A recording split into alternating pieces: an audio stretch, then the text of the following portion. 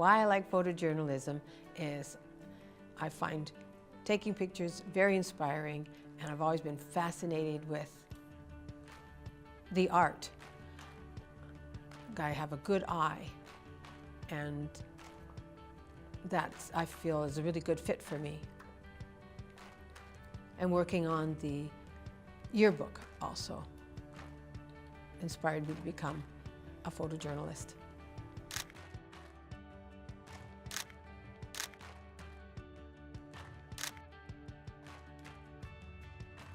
My parents realized I was deaf when I was 2, because they didn't think realize that I was deaf when I was born.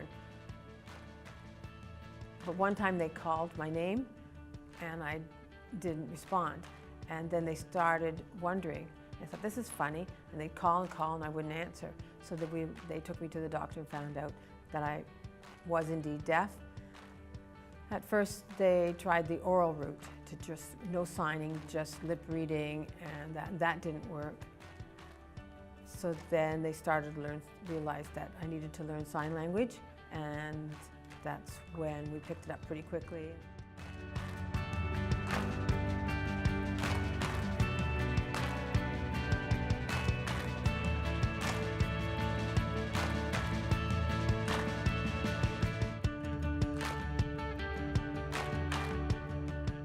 I have an 80% hearing loss, so I use a hearing aid and sign language.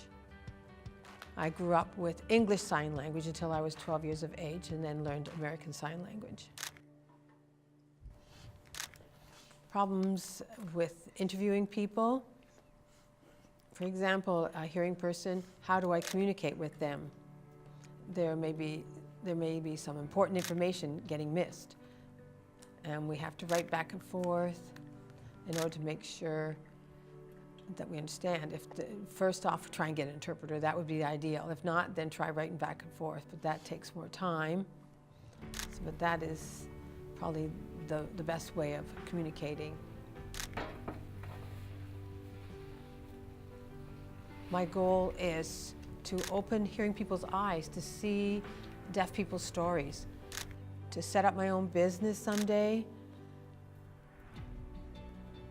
and be able to expose people to the deaf people's lives by filming them or writing their stories. So to show that the similarities between hearing and deaf people, and to show that in the world there are deaf professionals like doctors and lawyers.